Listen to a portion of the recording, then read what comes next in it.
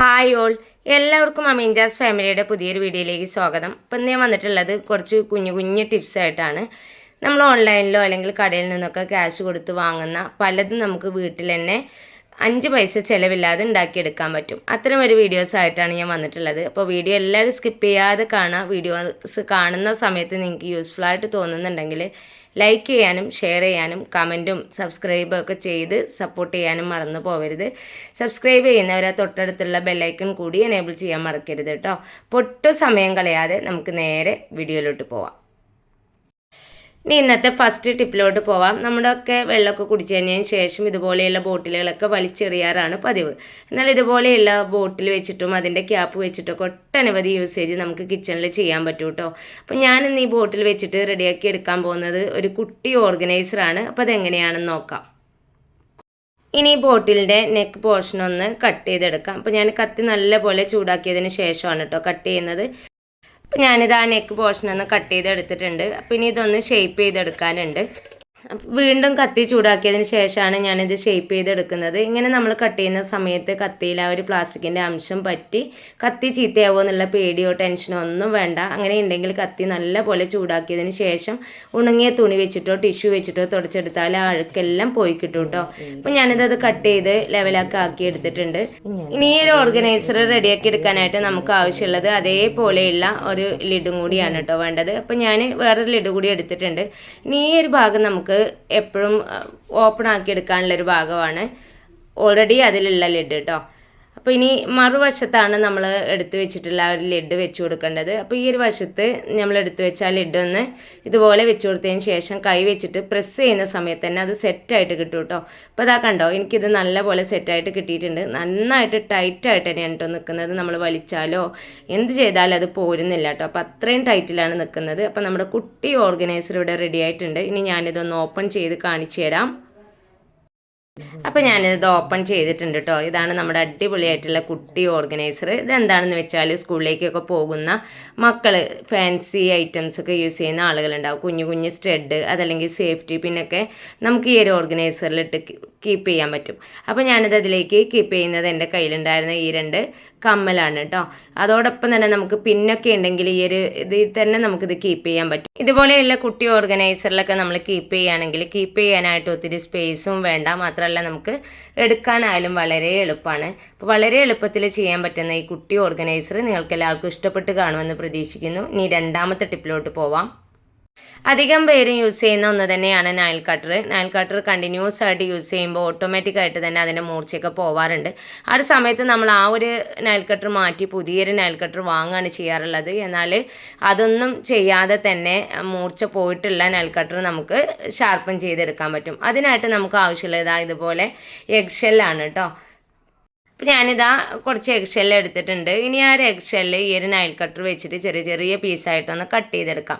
കുറച്ച് സമയം നമ്മൾ ഇതുപോലെ ചെയ്തെടുക്കുന്ന സമയത്ത് തന്നെ ഓട്ടോമാറ്റിക്കായിട്ട് ആ ഒരു നൈൽ കട്ടറിൻ്റെ മൂർച്ചയൊക്കെ നല്ല പോലെ കൂടി വരും കേട്ടോ.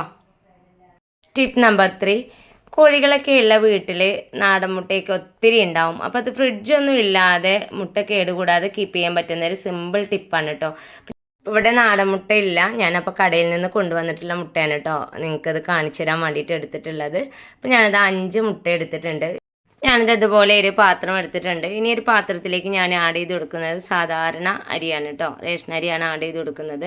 അതിൻ്റെ ഒരു അടിവശം കവർ ചെയ്യുന്ന രീതിയിൽ വേണം അരി ഇട്ട് കൊടുക്കാനായിട്ട്. അരിയൊക്കെ ഇട്ട് കൊടുത്തതിന് ശേഷം ഞാൻ അതൊന്ന് ലെവൽ ചെയ്തെടുക്കുന്നുണ്ട്.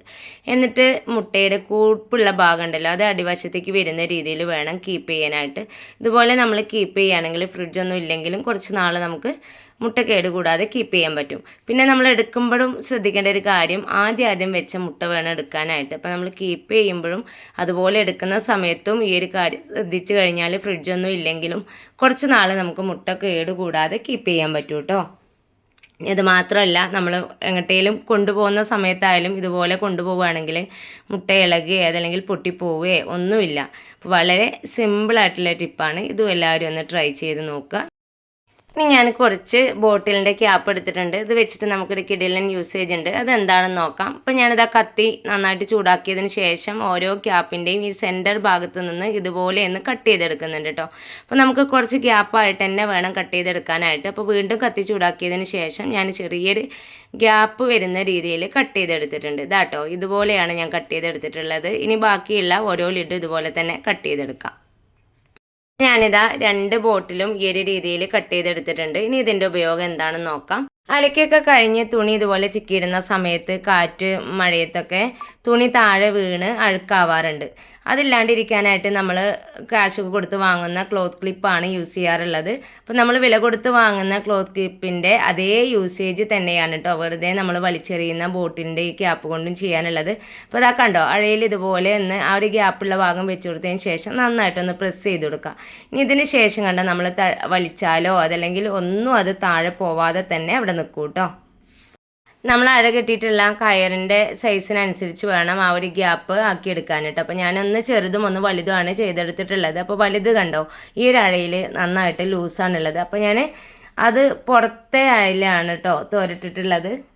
ഈ ഒരു കേബിൾ വയർ അത്യാവശ്യം സൈസ് ഉണ്ട് കേട്ടോ. അതുകൊണ്ട് തന്നെ ഞാൻ വലുതായിട്ടാണ് ആ ഒരു ഗ്യാപ്പ് കട്ട് ചെയ്തെടുത്തിട്ടുള്ളത്. എന്നിട്ട് ഞാനത് അവിടെ ഒരു തോർത്തുണ്ട് തോരട്ടിട്ടുണ്ട്. ഇനി അതിലാണ് ഞാൻ ഈ ഒരു ലിഡ് പ്രസ് ചെയ്തെടുക്കുന്നത് കേട്ടോ. അപ്പോൾ ഇതുപോലെ വെച്ചതിന് ശേഷം ജസ്റ്റ് ഒന്ന് പ്രസ് ചെയ്യുന്ന സമയത്ത് തന്നെ നല്ലപോലെ ടൈറ്റായിട്ട് തന്നെ നിൽക്കും കേട്ടോ. ഇനി നമ്മളത് വലിച്ചാലോ അതല്ലെങ്കിൽ കാറ്റത്തോ ഒന്നും ഇത് താഴെ പോവില്ല. അപ്പോൾ നമ്മൾ വെറുതെ വലിച്ചെറിയുന്ന ബോട്ടിലിൻ്റെ ഇതുപോലെയുള്ള ക്യാപ്പുകൾ നമ്മൾ എടുത്ത് വെക്കുകയാണെങ്കിൽ കാശ് കൊടുത്തിട്ട് നമ്മൾ ക്ലോത്ത് ക്ലിപ്പ് ഒന്നും വാങ്ങേണ്ട കാര്യമില്ല കേട്ടോ. ഇന്നത്തെ അവസാനത്തെ ടിപ്പിലോട്ട് പോവാം. അപ്പോൾ ഞാനിത് വെച്ചിട്ട് ഉണ്ടാക്കിയെടുക്കാൻ പോകുന്നത് ഒരു അടിപൊളി ഹാൻഡ് ഹോൾഡറാണ്. ഇത് ഓൺലൈനിലൊക്കെ നമ്മൾ വാങ്ങുമ്പോൾ ഒത്തിരി ക്യാഷ് കൊടുക്കേണ്ടി വരും. അപ്പോൾ നമ്മുടെ വീട്ടിലുള്ള ഇതുപോലെയുള്ള ഒരു പൈപ്പ് ഉണ്ടെങ്കിൽ നമുക്കിത് സിമ്പിളായിട്ട് റെഡിയാക്കി എടുക്കാൻ പറ്റും കേട്ടോ. അപ്പോൾ ഞാൻ ഈ ഒരു സൈസിലുള്ള ഒരു പൈപ്പിൻ്റെ കഷ്ണം ഒന്ന് കട്ട് ചെയ്തെടുത്തിട്ടുണ്ട്. ഇനി ഞാൻ കത്തി നന്നായിട്ടൊന്ന് ചൂടാക്കിയതിന് ശേഷം ഇതിൻ്റെ ഒരു വശം ഒന്ന് ഓപ്പൺ ചെയ്തെടുക്കുന്നുണ്ട്. നന്നായിട്ട് തന്നെ ചൂടാക്കി കൊടുക്കണം കേട്ടോ. ഇത് ഓപ്പൺ ചെയ്തതിന് ശേഷം വീണ്ടും ഞാൻ കത്തി വെച്ചിട്ട് ഇതുപോലെ ഒന്ന് ചെയ്യുന്നുണ്ട് കേട്ടോ. ഇങ്ങനെ ചെയ്യുമ്പോൾ ആ ഒരു ഭാഗം നമുക്ക് നല്ല രീതിയിൽ തന്നെ സോഫ്റ്റായിട്ട് കിട്ടും. അപ്പോൾ ഇതാ ഞാൻ ഇതുപോലെ ഇത് ഓപ്പൺ ചെയ്തെടുത്തിട്ടുണ്ട്. കടയിൽ നിന്നൊക്കെ സാധനങ്ങളൊക്കെ വാങ്ങുന്ന സമയത്ത് നമ്മൾ കവർ ഇതുപോലെ തൂക്കി പിടിച്ചാണ് കൊണ്ടുവരാറുള്ളത്. വെയിറ്റ് കുറവാണെങ്കിൽ ഒത്തിരി സമയം നമ്മൾ ഇതുപോലെ പിടിക്കുമ്പോൾ നമ്മുടെ കൈൻ്റെ ഈ ഒരു വശമൊക്കെ നന്നായിട്ട് വേദനിക്കും. അപ്പോൾ അതില്ലാണ്ടിരിക്കാനാണ് ഞാൻ ഈ ഒരു ടിപ്പ് ചെയ്തിട്ടുള്ളത്. നമ്മൾ കട്ട് ചെയ്ത് വെച്ചിട്ട് ആ ഒരു ടാപ്പിനുള്ളിലൂടെ ഈ ഒരു കവറിൻ്റെ കൈ വരുന്ന ഭാഗം ഉണ്ടല്ലോ അത് ഇതുപോലെ ഒന്ന് ഇട്ട് കൊടുക്കുകയാണെങ്കിൽ വളരെ സേഫായിട്ട് തന്നെ നമുക്ക് ഒത്തിരി വെയിറ്റ് ഉണ്ടെങ്കിൽ കൂടിയിട്ട് കൈ വേദനിക്കാതെ നമുക്കിത് കൊണ്ടുവരാൻ പറ്റും. അപ്പോൾ ഇതും സിമ്പിളായിട്ടുള്ളൊരു ടിപ്പ് തന്നെയാണ്. എന്നാലും നമ്മൾ ഓൺലൈനിൽ നിന്നൊക്കെ പർച്ചേസ് ചെയ്യുന്ന സമയത്ത് ഒത്തിരി ക്യാഷൊക്കെ വേണം. അപ്പോൾ ഇത് നമുക്ക് വീട്ടിലുള്ള ഇൻഗ്രീഡിയൻസ് വെച്ചിട്ട് ചെയ്യാൻ പറ്റുന്ന സിമ്പിളായിട്ടുള്ളൊരു ടിപ്പാണ്. ഇന്നത്തെ ടിപ്സുകളെല്ലാം നിങ്ങൾക്ക് എല്ലാവർക്കും യൂസ്ഫുള്ളായി കാണുമെന്ന് വിചാരിക്കുന്നു. അപ്പോൾ ഇത്രയും നേരം എൻ്റെ വീഡിയോസ് കണ്ട് സപ്പോർട്ട് ചെയ്ത എൻ്റെ എല്ലാ കൂട്ടുകാർക്കും ഹൃദയം നിറഞ്ഞ നന്ദി. അപ്പോൾ ഇൻഷാ അല്ലാഹ് അടുത്തൊരു വീഡിയോസുമായിട്ട് ഞാൻ വീണ്ടും വരാം. Thanks for watching.